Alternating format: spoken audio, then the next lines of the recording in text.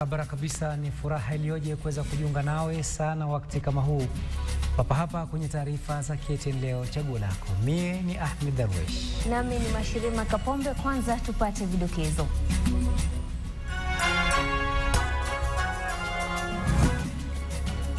Tume ya huduma ya mahakama yamsimamisha kazi kwa muda Bi Gladys Sholei kuhusiana na madai ya ufisadi.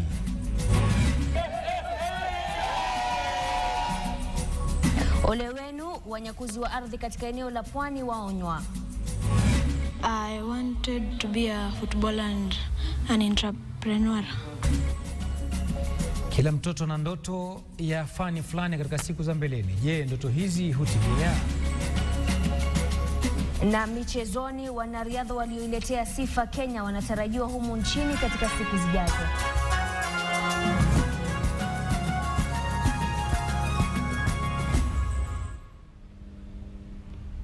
Naam, karibu kwenye taarifa zetu. Makamishna wa tume ya huduma za mahakama JSC wamekutana mapema hii leo na kuamua kwamba Bi Gladys Sholei anayekabiliwa na madai ya ufisadi kusimamishwa kazi kwa muda huku uchunguzi dhidi yake ukiendelea. Na bila shaka ni taarifa ambayo tulikuwa nayo hapo awali ya moja kwa moja, huku jaji mkuu akieleza hatma ya Bi Gladys Sholei. Good evening. Good evening. Yeah. Thank you for giving us time to finish our discussions without intimidation. I have the following statement, which is brief.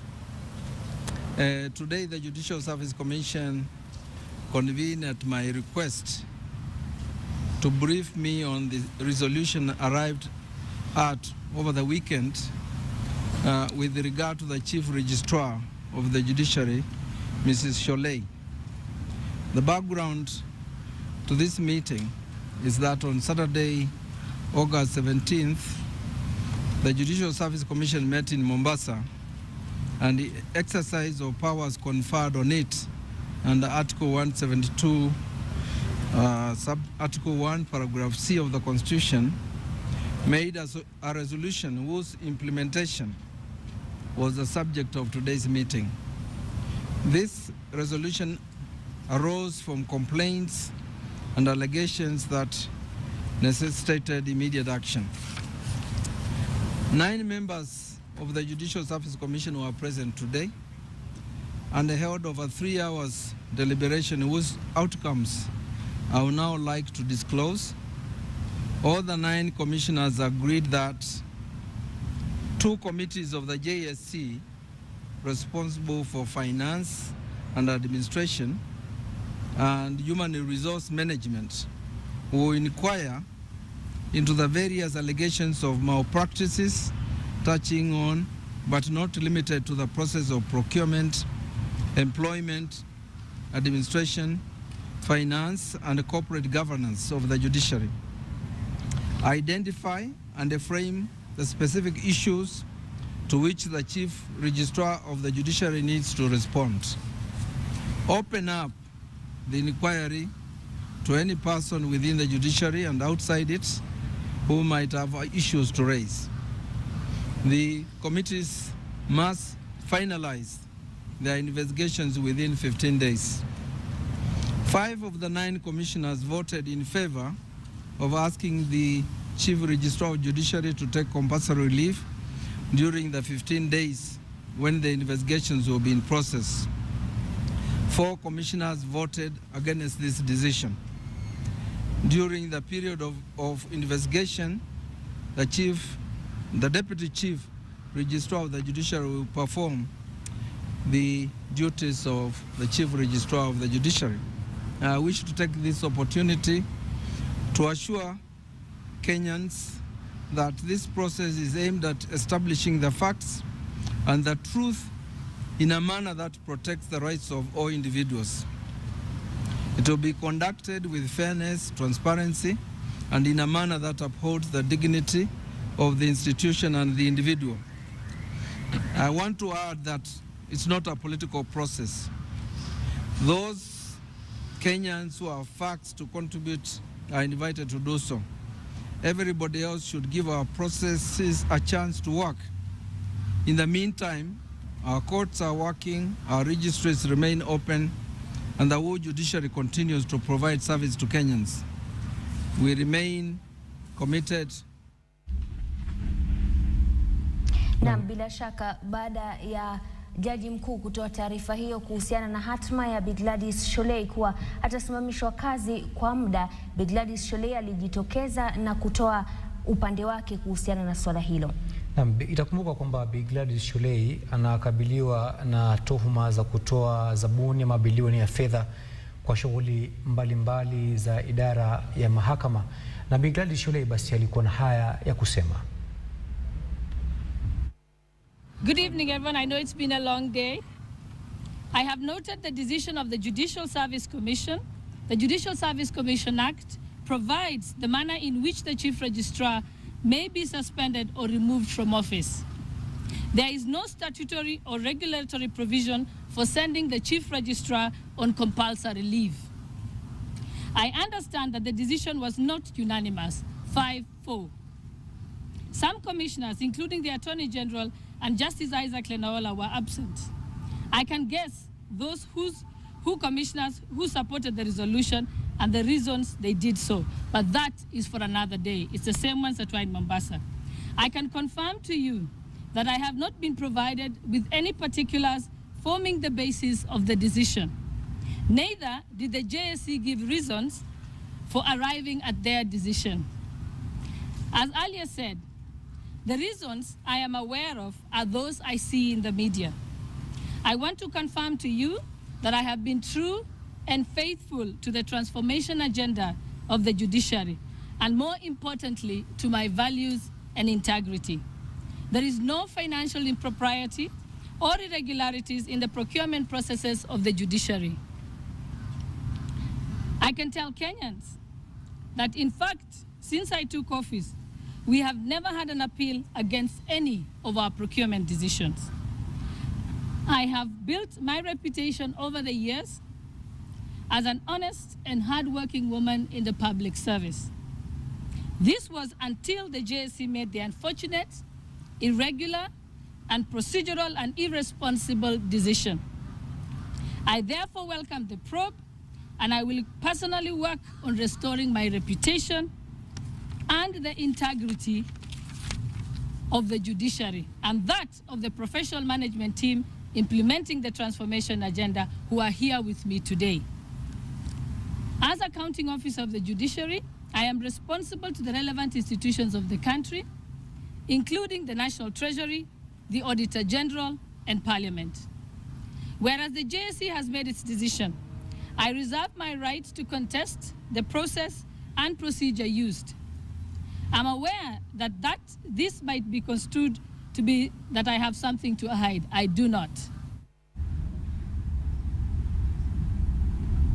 Baada ya Gladys Sholei kutuhumiwa kwa kutoa zabuni ya mabilioni ya fedha kwa shughuli mbalimbali za idara ya mahakama, tulitaka kuelewa haswa majukumu ya ofisi ya msajili mkuu ni gani, akitajwa kuwa mkurugenzi mkuu wa mahakama anayekaa chini ya jaji mkuu, mbali na wadhifa wake huo kutajwa kuwa ni wa juu sana. Swali wanalojiuliza wengi ni je, kuna njama ya kuhujumu utendakazi wake, au ni kutokana na mabadiliko aliyoleta ndani na nje ya idara ya mahakama ambayo kwa baadhi hayajapokelewa vyema. Help me God. Katika siku za hivi karibuni, afisi ya msajili wa mahakama inayoshikiliwa na Bi Gladys Sholei imekuwa ikigonga vichwa vya habari, huku akidaiwa kutowajibika, madai yaliyochangiwa yeye kupewa likizo ya lazima. Wengi wamekuwa wakimuona katika hafla mbalimbali bila kuelewa haswa jukumu la afisi hii ya msajili wa mahakama. Kwanza, yeye ndiye ambaye anafasiwa kujua pesa za serikali zinatumika kivipi. Hiyo ni kwanza. Ya pili, kama kuna watu ambao wanaajiriwa ama wanafutwa kazi, yeye ndiye anafasiwa kuwa anashughulika, ama ndiye atakuwa mkuu kabisa zaidi hapo juu. Na tatu, kama ni mambo ya general administration, yeye ndiye mkubwa ya mambo ya administration, management yote, yeye ndiye anakuwa in charge. Kando na hayo, msajili mkuu pia anatarajiwa kutayarisha makadirio ya matumizi ya fedha kwenye mahakama, kuandaa ripoti kuhusu shughuli zinazoendelea kwenye mahakama, usimamizi wa kandarasi, ikiwemo majukumu mengine kutoka kwa jaji mkuu. Bi Gladys Sholei akitajwa kama mwenye kuleta mabadiliko katika mahakama, wadadisi wanasema kuwa huenda kukawa na njama ya kutaka kumuondoa kwenye wadhifa wake, hususan kwa wale walioathirika na mabadiliko yake. Yeye anaendelea kazi yake ya kufanya mabadiliko, lakini watu wengine labda wanaona kwamba anakanyanga vidole zao. There is now a debate within the judiciary related to succession of who will succeed the Chief Justice. Some people who feel like she's positioning herself so closely as to become a very serious contender in the future are feeling threatened. Cha kuzingatia ni kuwa licha ya madai yaliyotupiwa Bi Sholei, hatima yake itatathminiwa tu na kamati ya huduma za mahakama. Saida Swale, KTN Leo. Kwingineko ni kwamba siku chache tu kabla ya bunge kusimamisha vikao vyake, bunge lilichapisha mswada wa kuwavua wabunge jina la wafanyikazi wa serikali, jambo linalotazamiwa viwango vya mishahara yao kutosimamiwa na tume mishahara ya mapato SRC inayoongozwa na Bi Sara Serema. Ingawa mswada huo hujadiliwa, wadadisi wanahisi kwamba utapitishwa, kwani tangu serikali ya Jubilee kuchukua hatamu za uongozi, 70% ya miswada iliyopitishwa inalenga maslahi yao ya kibinafsi. Alimanzu na taarifa hiyo. Huenda bunge likabadilisha viwango vya mishahara na baadhi ya vipengee vya sheria vinavyoorodhesha kama maafisa wa serikali. Tayari mswada unaopendekeza haya umechapishwa na utajadiliwa bungeni mara tu bunge litakaporejelea vikao vyake mwezi ujao wa Septemba. Kwa mujibu wa sheria, chini ya kifungu cha 260 cha katiba kinaelezea mfanyikazi wa serikalini ni yule ambaye anashikilia nafasi katika afisi ya serikali, mfano rais, naibu wa rais, waziri, mbunge, jaji na hakimu, mwanachama wa tume miongoni mwao. Mswada huu uliwasilishwa na mbunge wa Roysambu Tom Kajwang, na madhumuni yake ni kufanya mabadiliko ya sehemu 260 ya katiba na kuziondoa afisi za mbunge, wawakilishi wa kaunti, jaji na hakimu kwenye orodha ya maafisa wa serikali. Hii inamaanisha uratibu wa mishahara ya wabunge itakuwa ikitekelezwa na tume ya huduma bungeni, huku ile ya majaji na mahakimu ikiwa na tume ya JSC. Tangu serikali ya Jubilee kuchukua hatamu, wabunge wamepitisha 70% ya miswada ambayo inafungamana na maslahi yao binafsi na kuonekana kusahau maslahi ya mwananchi. I think the bill for the MPs wanting to remove themselves from SRC is to me is greed now. In the spirit of the constitution debate, the biggest buying points which Wajiko was given: 1, devolution; 2, you'll be able to set salaries for your own leaders. Ni mswada ambao unatarajiwa kuungwa mkono katika kikao cha kwanza pindi utakapowasilishwa, ikitazamiwa kuwa bunge limekuwa likikwaruzana na tume ya SRC baada ya kupunguza mishahara yao. Ali Manzu, KTN Leo, Nairobi. Na sasa tukielekea mjini Mombasa, wanaharakati wa haki za kibinadamu Muhuri wameshtumu kile wanachodai ni mwingilio wa kisiasa katika swala tata la ardhi katika eneo la Pwani. Kwa sasa wamemtaka Rais Uhuru Kenyatta, naibu wake William Ruto na waziri wa ardhi Charity Ngilu kuhakikisha kuwa juhudi zao za kutoa hati miliki za ardhi zinalenga kuwafaidi wote walioathiriwa na ukosefu wa ardhi na wasitumie swala hilo katika kutafuta sifa za kisiasa. John Juma anatujuza zaidi kutoka Mombasa.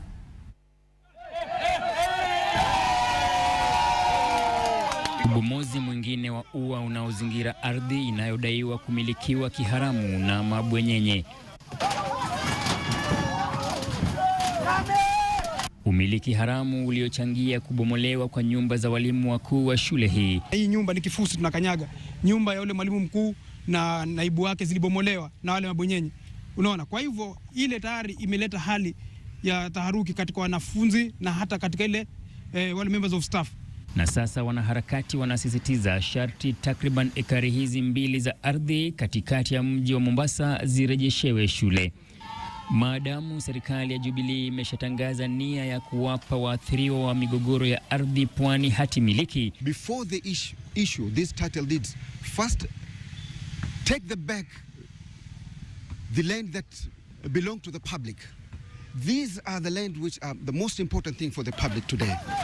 Wanaharakati wanashauri swala hilo lisitumike kama chambo kisiasa au kufumba wakazi macho wasahau ardhi za umma zinazomilikiwa na wachache kwa njia ya unyakuzi au njia nyinginezo haramu.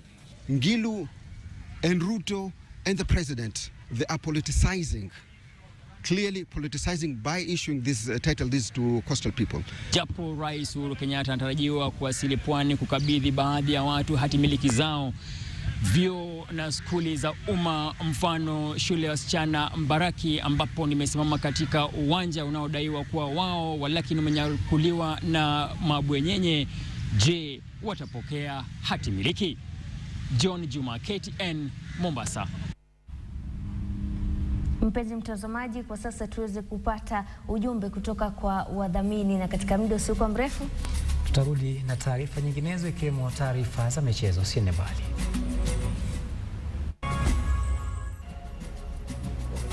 Ni ndoto ya kila mtoto kuwa na kazi anayoipenda maishani mwake katika siku za mbeleni. Kuna wanaotaka kuwa marubani na hata wengine kutaka kuwa madaktari, miongoni mwa ajira nyinginezo za kutajika. Na kwa wengine wao hutaka tu kuimarisha vipawa vyao, wakitumai kwamba vitawapa mapato ya kukidhi mahitaji yao ya kila siku. Kwenye makala ya elimu na taaluma, tunaangazia baadhi ya ndoto hizi na kuuliza iwapo wengi wanao zitamani ndoto hizi, je, huzitimiza maishani? Hata wakiwa likizoni, watoto wengi nchini hawasahau ndoto walizonazo maishani, baadhi wakitaka kuimarisha talanta na wengine kusaidia wenzao. I wanted to be a footballer and an entrepreneur. Nataka kuwa pilot ndio niendeshange ndege. When I grow up, I want to be a doctor. Nataka nikuwe pilot aeroplane engineer. Na ndoto hizi hata hivyo huwa si za bure. I think an air hostess earns millions. Nataka kuwa daktari kwa sababu ili niweze kuwasaidia wazazi wangu watakapokuwa wagonjwa. Mimi napenda kusoma chemistry na biology sana. Ili nikiwa mkubwa nikuwe daktari nzuri. Kulingana na washauri wa elimu, ndoto hizi japo ni za kawaida hubadilika mara kwa mara kutokana na ushauri wa wazazi au hata mazingira. Wanafunzi wengi wanaona vile members of a certain profession behave, and they are attracted to a certain profession just because of the way members of that profession behave. Aidha, kunao wanaotaja sehemu na mazingira wanayokulia watoto kama jambo linalochangia zile ndoto walizonazo. Tuseme kwa mfano mtoto amezaliwa maybe mashambani, hajaiona mtu, hajaiona madaktari, hajaiona mhandisi, hajaiona rubani. Huyu mtoto ndoto zake zote zitakuwa anataka kuwa maybe manager wa majani chai, kampuni ya majani chai, ama akuwe mwalimu. Na huku kila kazi ikihitaji bidii, kumpa moyo mtoto kutimiza malengo yake ni jambo ambalo washauri wanalisisitiza, kwani kwa kufanya hivi kutafanya visa vya watoto kufa moyo katika masomo wanayosoma kupungua.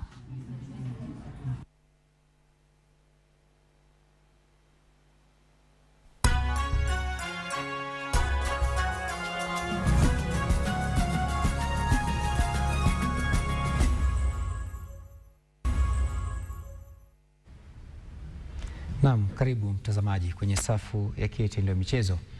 Awali tulikudokeza kwamba timu ya wanariadha wa Kenya walioshiriki katika michezo iliyofanyika kule Moscow nchini Urusi itawasili muda wote kutoka sasa.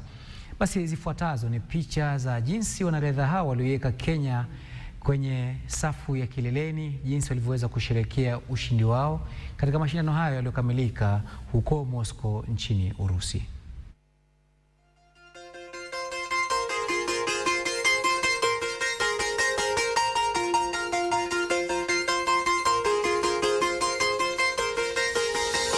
Niko ligi, wako ligi ndogo, so, wako ligi ndogo, niko ligi, wako ligi ndogo, so, naishi like there's no tomorrow, niko ligi, wako ligi ndogo, so, wako ligi ndogo, niko ligi, wako ligi ndogo.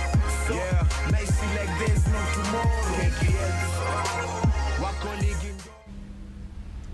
Na bila shaka ni hongera tele kwa wanariadha wetu ambao ni fahari kwa taifa letu la Kenya. Kando na hayo, timu ya Kenya iliyomaliza na jumla ya medali 5 za dhahabu, 4 za fedha na 3 za shaba na kumaliza katika nafasi ya 4 kwenye jedwali nyuma ya Urusi, Marekani na Jamaika inawasili humu nchini usiku wa leo kutoka Moscow. Mashindano hayo yalifika tamati yake hapo jana, huku Kenya ikiweza kushinda dhahabu 2 hapo jana kutoka kwa Asbel Kiprop katika mbio za mita 1500 na Eunice Sum katika mbio za mita 800. Kwingineko, Kisumu Queens walionyesha ishara ya kushinda taji la soka la Coca-Cola mwaka huu pale walipowalaza timu ya Maragua Queens kwa mabao 9-0 katika mashindano ya wachezaji wasiozidi umri wa miaka 15 katika uwanja wa Hope Center huko Kawangware.